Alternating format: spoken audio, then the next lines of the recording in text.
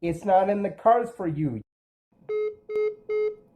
I'm pretty good at insults, and I got the internet and a lot of free time.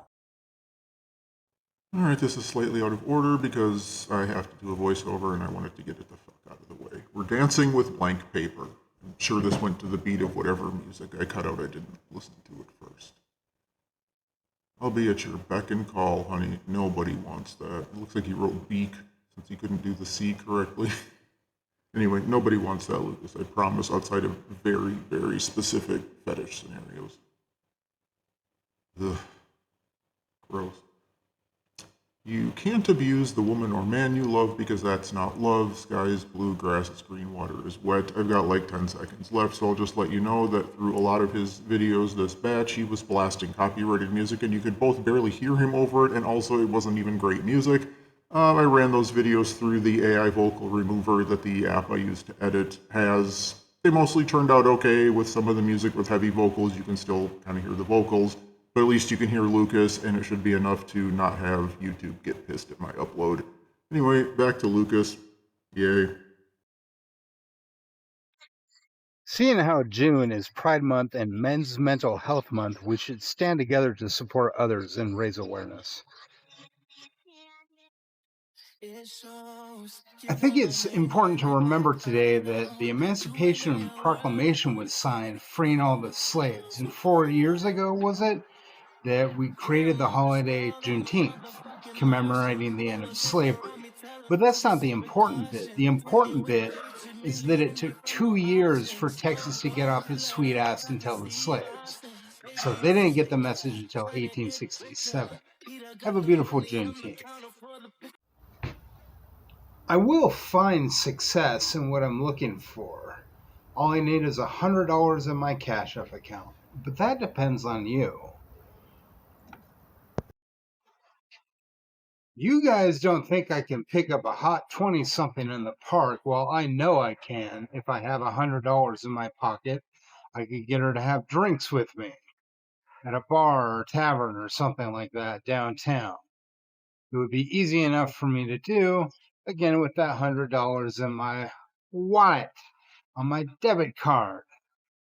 Cash App is King Daddy Telomerase. Watch me.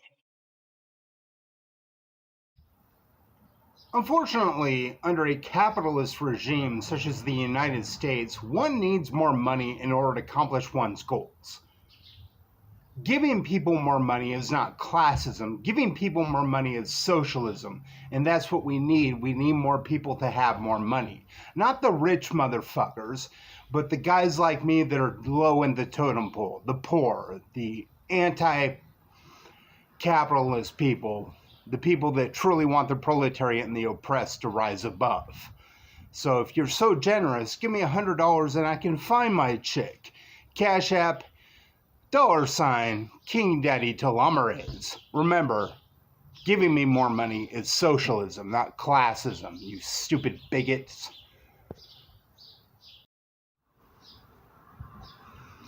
It's funny to me how many anti-woman types live in Spokane.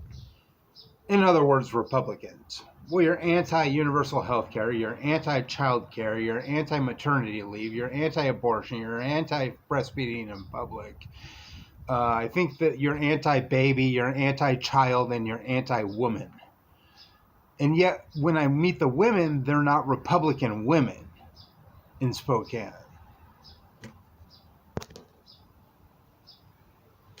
So that's what I'm saying. Put $100 in my wallet through Cash App, King Daddy Telomerase, and I might actually be able to spread a little enlightenment.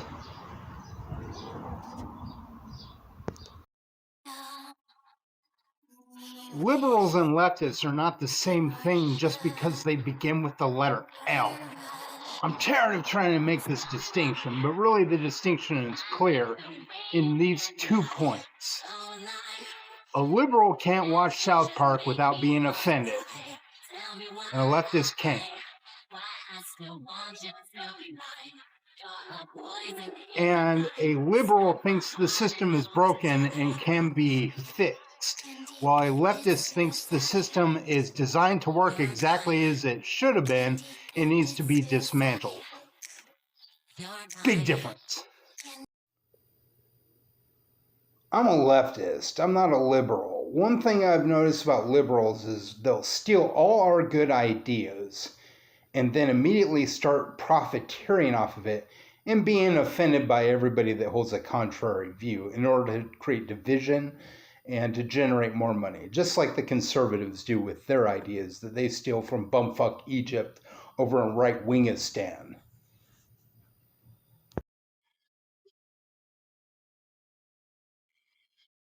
If you're an anti-bigot, you don't like prejudice at all, you see someone that's racist or sexist and you laugh in their face and you point out their horse shit, and you're offended by age gap relationships for the man is older, you're probably not offended by age gap relationships for the woman is older. That's your double standard, bigot. Shut the fuck up. It's funny to me and upsetting how synthetic diamonds are easier to produce and don't cause the same human suffering of digging them up as real diamonds do, but everybody just decided that human suffering was better for the real thing. Bless your marriage. You fuck. I can't even with you. Well, let's see. Both parties lied about Iraq, they lied about Syria, they lied about Libya, they lied about Afghanistan. So I presume if the spies are telling us that Iran has no WMDs, that they have no damn WMDs because we have the best spy network on the planet. They're lying about Iran. Explain to me how I'm supposed to find a girlfriend without just a little bit of money in my pocket, like $100. Because I'm going to call you a damn liar because you're lying. If you give me some socialism, you're giving me a little more money. That's not classism. That's not greed. That's just trying to get me to shut my fucking mouth about some things, and then you shut it. But I'm still going to talk about some things, of course. I just won't talk about wanting a girlfriend because I'll have a girlfriend, which annoys the fuck out of you. And I don't care if it annoys the fuck out of you. I'm on a quest to find a girlfriend. And also other things like being a little bit of a political revolutionary. I'm not saying I'm violent. Nobody's going to presume I'm violent. Anybody that knows me knows that I'm not violent. But we do need some socialism. We do need change. A lady into a guy my size might not see me as overweight. She might see me as cuddly. And someone into her size might see her as strong instead of athletic or fit. Here's my perspective of the Israeli-Iran conflict. Israel is an illegal state. What you mean to say is Palestine, and I'm sick and tired of denying it. Iran is also a theocratic fascist state. So think of it from these two perspectives. If instead of putting Israel in the middle of Palestine, you just carved out an area of California and let all those people live there. No, you don't like that? Well, now you see how the Palestinians fucking feel. And Iran, well, what if somebody just came into your country and started enforcing their religion or atheism or something like that? You'd want those people to shut the fuck up too, wouldn't you? Yeah. So if you're trying to force Islam onto people like they do in Iran, fuck you. Both these countries, fuck you, both. It just seems like a bunch of babies. They never say this to overweight women, but they'll say it to overweight guys all the time. Give up. You're never going to find a mate. You're never going to find a spouse. You should lose the weight. Because with women, it's more cushion for the pushing. But with guys, you're just a fat fucking pig, and you should go fuck yourself. Well, fuck you, you fucking bigots. Here's my problem with Israel that the Democrats and Republicans just don't seem to look at. we keep sending them money every year. We sent them $17.9 billion in 2024. This is a country that has universal education from cradle to grave to the doctoral level at no expense to the citizens, and universal health care from cradle to grave, any condition. And the United States doesn't have that. The United States is the richest country on earth, and we just keep sending them money because we want a base of operations in the Middle East.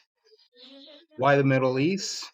Because they have all the oil, and the resources are in Africa.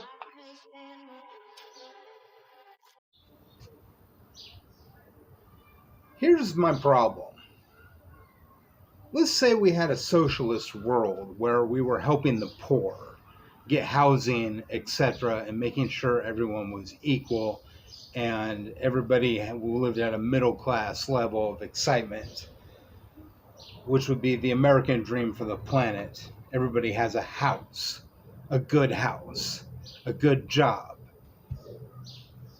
plenty of food to eat, healthy food, education that's free to the PhD level. You know, we have healthcare from cradle to grave. Would we be able to sustain that society with the resources that we have before the climate collapses? I think the answer to that question is no, and that's why we need space socialism. We need to mine the asteroids because the asteroids are rich in iron and other materials such as, gold.